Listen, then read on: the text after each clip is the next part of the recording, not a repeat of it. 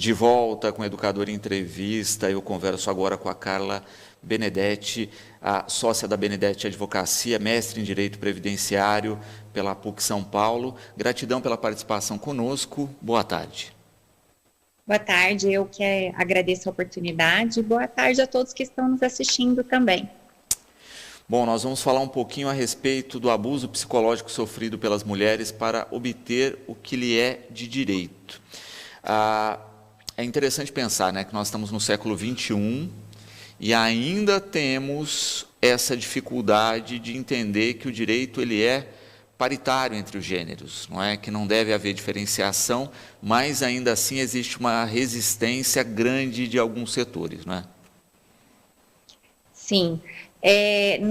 No campo do direito previdenciário, né, tem uma discussão muito grande que o pessoal fala a respeito da diminuição do tempo para essa mulher se aposentar em relação ao homem. E alguns homens ficam até bravos, né? Mas por que essa mulher ela pode se aposentar antes de mim? Qual a diferença? A diferença é porque para ela ter esse benefício previdenciário, esse acesso, é muito mais dificultoso do que para o homem. E ela costuma ter uma jornada também dupla de trabalho, muito mais afazeres domésticos, cuidado com os filhos, que também de certo modo, atrapalham e prejudicam para ela se ascender no mercado de trabalho e estar contribuindo com a sua previdência social e no futuro se aposentar. Então, assim, é uma política de ajuste de prejuízos, mas existe ainda muita dificuldade. Então, por mais que tenha uma política de ajuste de prejuízos, a gente está aí numa situação muito desigual da mulher em relação ao homem. Então, só para ilustrar, por mais que elas façam parte, elas são a maioria em relação aos homens no benefício de aposentadoria por idade, né, 64%, benefícios que a maioria de um salário mínimo, elas são só 30% dos benefícios de aposentadoria por tempo de contribuição, que é onde geralmente as pessoas se aposentam com salários maiores, né? E são minoria nos benefícios de aposentadoria por tempo de contribuição, justamente por sua pouca contribuição com a Previdência, tá? Porque não está tão inserida no mercado de trabalho assim como o homem. E é interessante entender isso, né? Porque todo o direito previdenciário ele é pautado em estatísticas, né? A gente discute isso justamente dentro dessa plataforma. É lógico que muitas vezes a legislação burla um pouquinho disso, né? Quando nossos legisladores vão lá aprovar as mudanças dentro da estrutura, mas deveria ser 100% assim. E, de fato, né, como a doutora coloca muito bem, ainda existe esse déficit gigantesco quando a gente coloca a coisa na ponta do lápis, não é? Do acesso a esses direitos. Existe sim. Então, a mulher, no caso, ela acaba sendo dependente também do marido, do ponto de vista previdenciário, né, do ponto de vista da sobrevivência. Porque... no caso, meu gatinho aqui estava querendo fazer parte do nosso programa, viu? É normal. Então, como eu estava comentando, ela tem um pouco mais de dificuldade, porque assim, muitas vezes ela acaba ficando mais nos afazeres domésticos, né? Principalmente essas mulheres que estão se aposentando agora, porque a gente está pensando aí num pessoal que é um pessoal um pouco mais velho, então essas mulheres, o acesso delas ao mercado de trabalho há décadas atrás era muito mais dificultoso ainda. Então, elas ficaram ali dentro dos afazeres domésticos e o marido, muitas vezes, porque ela depende da renda do marido, se ela está dentro de casa. Ele não pagava a previdência dela, né? Então, ela não consegue, às vezes, um benefício, uma aposentadoria. Então, a gente vai partir para pensar num benefício assistencial. Esse benefício assistencial nem sempre dá certo porque a gente tem que comprovar a hipossuficiência econômica, a miserabilidade. E às vezes a própria renda do marido, a aposentadoria dele, contribui para que ela não receba esse assistencial, porque compunha a renda, né? Ele compõe a renda, a aposentadoria do marido. Muitas vezes ultrapassa essa renda que vai garantir o benefício assistencial a essa mulher. Então, uma dependência que ela acaba tendo para o resto da vida, né? E é interessante justamente pensar até em trazer a discussão para o aperfeiçoamento da legislação, não é? Já se percebe alguns países colocando a condição doméstica também como um fator previdenciário. Se discute muito a questão também, nesse caso, né, do marido pagar um plus aí na sua previdência para incluir a mulher que só faz o serviço doméstico. Não é? De fato, a gente tem que evoluir essa plataforma para que atenda esse diferencial que é visível na sociedade. Sim, a gente pode, por exemplo, existem homens que cuidam dos afazeres domésticos? Existem, mas a gente sabe que é uma parcela proporcionalmente muito menor. Muitíssimo pequena, né? E daí, outra situação, esse marido, então, no caso, vem a falecer. Se esse marido vem a falecer, teve a reforma da Previdência e agora a pensão por morte não é mais 100% da média. Então, é 50% mais 10% por dependente.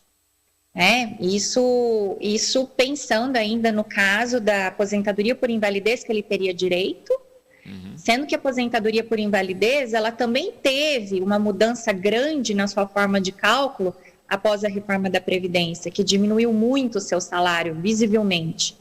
Então, muitas vezes, essa mulher, depois do falecimento desse marido, ela se vê com uma renda bastante baixa, né? Também do que ela estava acostumada, aí é para se manter acostumada. E de fato, né? Porque quando se pensa nessa quebra, não quer dizer, porque vamos pensar num casal sem filhos, né? Vamos colocar o exemplo mais específico aí. Não quer dizer que 50% da renda era destinado a cada integrante aí dessa família, né? Às vezes você tem um financiamento de imóvel, de veículo, etc., que consumia uma boa parte desse valor e isso vai ficar deficitário na rotina dessa pessoa. Exatamente, né? Era o chefe de família que aí cuidava aí de toda a questão financeira da família. Hoje, na rotina, né, doutora, como é que tem sido isso, né? Que é praticar de fato o que já está na lei, para a garantia desses direitos e o que se observa ainda de dificuldades nesse acesso? Bom, na verdade, assim, o que a gente tenta fazer enquanto advogados, né, é a gente formar o maior número de provas possíveis para garantir o direito à aposentadoria. Então, se a gente for pensar na aposentadoria por idade, pelo menos aqui na minha região, eu sou do norte do Paraná, é muito comum que a pessoa tenha trabalhado na zona rural desde criança. E é raro quando eu não vou no atendimento, eu atendo assim muitas pessoas por dia, tá? E é raro num atendimento a pessoa não ter trabalhado na zona rural aqui na minha região, tá? Então, a gente tenta juntar períodos de trabalho na zona rural, algum período que a pessoa trabalhou sem registro, muitas trabalharam como doméstica sem registro, juntar esse período aí, juntar o máximo possível de elementos para aumentar esse tempo e garantir uma aposentadoria. Claro que, se não for possível, pensar também se não se encaixa num benefício assistencial. Agora, eu não tenho o que fazer em relação à diminuição de renda da pensão por morte. Eu não tenho o que fazer em relação ao tempo mínimo, a idade mínima necessária para aposentadoria por idade, que já aumentou no caso da mulher, né? Eles quiseram fazer uma equiparação, aumentar um pouco, deixar um pouco mais similar à questão da aposentadoria por idade, a idade do homem e da mulher. Eles entenderam que a sociedade já evoluiu. Eu não acho, esperamos que ela evolua e que essa diferença esteja cada vez menor. Mas no meu dia a dia, o que observo é que essa diferença ainda está grande. Tá? Então, assim, eles fizeram mudanças pensando em um país que, se tudo correr bem, daqui a algumas décadas, as mudanças que eles colocaram fariam sentido. Não faz sentido para o cenário atual que já está sendo aplicado. Então, assim, até mudando um pouquinho, fazendo um comentário, mudando um pouquinho só do tema, fugindo um pouquinho do tema que a gente está falando, eles colocaram uma regra de transição, regras 4, né, no caso da aposentadoria por tempo de contribuição, tão rigorosas que, na maioria das vezes, você exige uma idade elevada para aposentadoria. Né? E a gente pensar numa população que tem baixa escolaridade e que está em serviços mecanizados, é exigir muito, né? Então, vai acabar a aposentadoria por tempo de contribuição no futuro, vai existir só a aposentadoria por idade, quando terminar as regras de transição aí. Só que acontece que a aposentadoria para o homem 65, mulher 62 anos, sendo que 0,3% da população, segundo dados do IBGE, está no mercado formal de trabalho, né? Então, como que eu vou fazer para essa população que ela não vai se ver com emprego, porque não se contratam idosos para serviços mecanizados, né? Que não exijam alto grau de escolaridade, e ao mesmo tempo essa pessoa não vai estar aposentada. Ela vai estar numa situação, assim, de repente, de miserabilidade, de pobreza. Então, as mudanças que a reforma fez, que ela pensou num cenário daqui a alguns bons anos, né? Algumas décadas, mas que no cenário atual não combina. Então, é a mesma coisa em relação à mulher. Vamos diminuir, aumentar essa idade aí de aposentadoria da mulher, porque a mulher está numa situação com um pouco menos de machismo, com acesso maior ao mercado de trabalho e tudo mais, mas a realidade atual, e que é de mulheres que hoje estão se aposentando, que viveram um cenário de décadas atrás, não é tão assim. Então, se a gente for parar para pensar no exemplo básico de afazeres domésticos, vamos pensar aí num casal de 20 e poucos, 30 anos, é mais igual realmente os serviços domésticos. Ainda acredito que não totalmente, mas é mais igual. Agora, se a gente for parar para pensar nessas mulheres de 50, 60 anos, 65 anos, na época delas, elas eram praticamente sozinhas fazendo esses serviços. Tá? Então, é uma mudança que não é para agora que isso deveria ter sido feito, deveria ter sido pensado. E exatamente, né? Colocar essa gradação dessa mudança amparado em dados, não é? A gente é um país que faz pesquisas periódicas, que você tem ferramentas como o IBGE, etc. Você poderia deixar o mecanismo, mas que ele fosse acionado a partir do momento que as estatísticas mudassem, não é? Eu não vejo qual a dificuldade legal disso. É porque, infelizmente, quando a gente tratou da reforma da Previdência, se tratou de uma questão política na época. Então, as pessoas elas esqueceram de avaliar as possibilidades e os direitos e elas procuraram saber qual partido que estava defendendo isso e aquilo.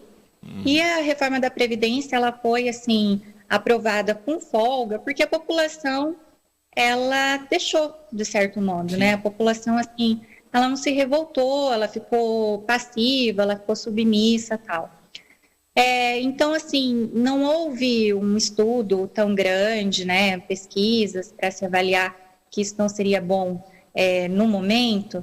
E a ideia era, vamos resolver as contas da Previdência, que são deficitárias, mas não da maneira como se propaga, isso já expliquei detalhadamente em algumas entrevistas minhas, e vamos resolver, só que eles pensaram em resolver a curto prazo.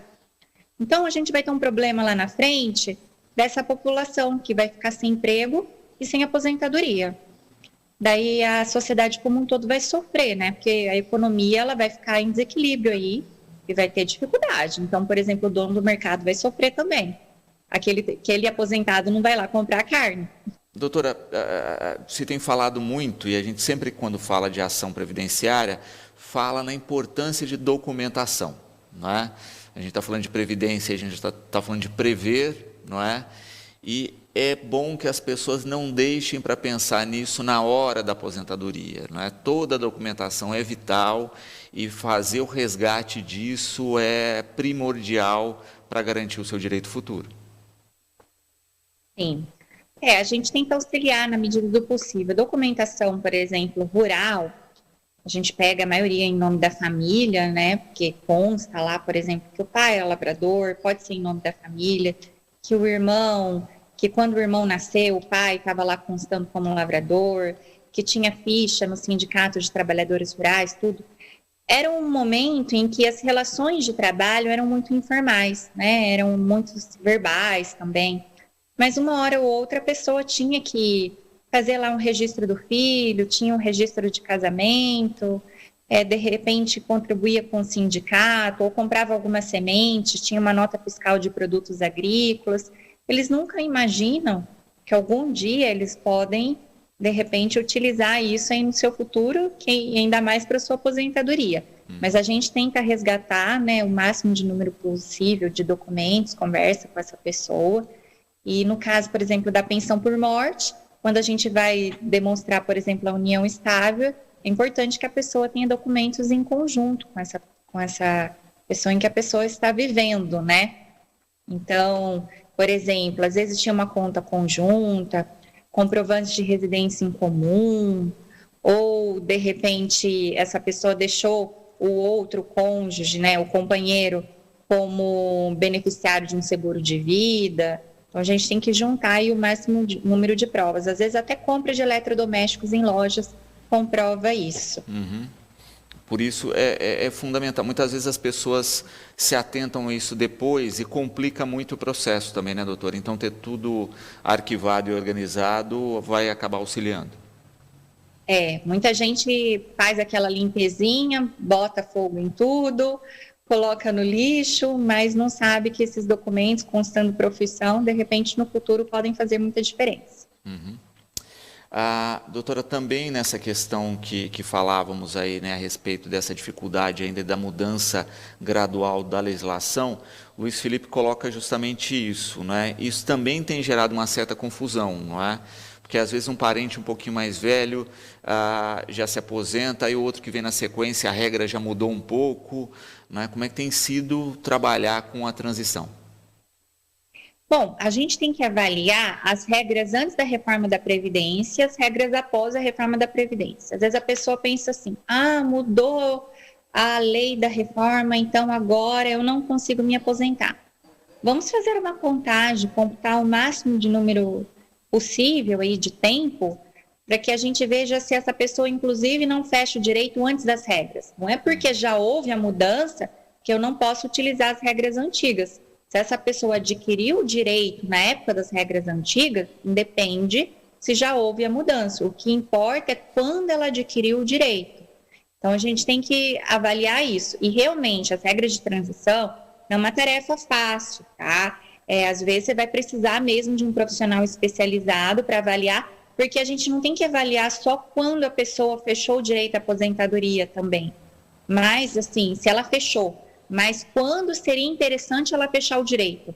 Porque pode ser que vale a pena ela esperar mais 1, 2 anos, ou pode ser que a espera dela para aumentar a renda seria muito grande, 10 anos, ela vai perder muito mais dinheiro esperando, ou ela fechou o direito pelas regras do direito adquirido, da lei anterior. Então, a gente tem que pensar em todas as possibilidades. E é interessante, de fato, né, se destacar toda essa gama, porque não é uma questão só de direito, também é uma questão contábil, né, de se colocar no papel qual o melhor momento de fazer a ação. Exatamente, nós fazemos planejamento previdenciário, né? Então, fazemos o cálculo, as simulações para avaliar, nesse caso, vale a pena você esperar, nesse outro caso, não vale a pena você esperar, ou no caso da aposentadoria por idade, dependendo do tempo de contribuição que a pessoa tem até julho de 94, é possível que eu descarte contribuições posteriores e que daí, de repente, a pessoa paga uma contribuição no valor bem alto e a aposentadoria dela venha num valor muito mais alto que o salário mínimo, né? Em alguns clientes queriam se aposentar com o salário mínimo, a gente utilizou uma estratégia legal, tá? Não tem nada de contra a lei. A gente utilizou a estratégia de descartar algumas contribuições, pagar uma contribuição em um valor máximo, e essa pessoa teve aposentadoria acima de R$ 3.860. É uma coisa que, por exemplo, o INSS não vai falar para o segurado. É só um profissional especializado. Perfeito. Doutora, para conhecer um pouco mais o trabalho que vocês desenvolvem, né, para tirar dúvidas, a nossa espectadora aqui, a Natália, perguntando se existe rede social, se existe algum espaço de divulgação. Claro. Eu tenho a minha rede social, o Instagram Carla Benedetti ADV, e tem o Instagram do escritório também, Benedetti Advocacia. Daí, só procurar no Facebook também, Carla Benedetti ou Benedetti Advocacia, tá? Perfeito. Temos o canal Pílulas do Direito Previdenciário no YouTube, tá? Então, a gente está sempre nas redes sociais aí, conectado, e também o site da Benedetti Advocacia e Carla Benedetti. Fundamental o trabalho, doutora, porque nada melhor do que informação, não é? Ainda mais num tema tão complexo aí como direito previdenciário, ainda mais após as mudanças. Nós agradecemos imensamente a participação aqui conosco, todas as informações, e deixamos sempre o espaço disponível para tratar desses e de outros temas. Muito obrigada. Muito obrigada pela oportunidade, pelo nosso bate-papo aí sempre valioso. É importante que as pessoas estejam sempre aí informadas.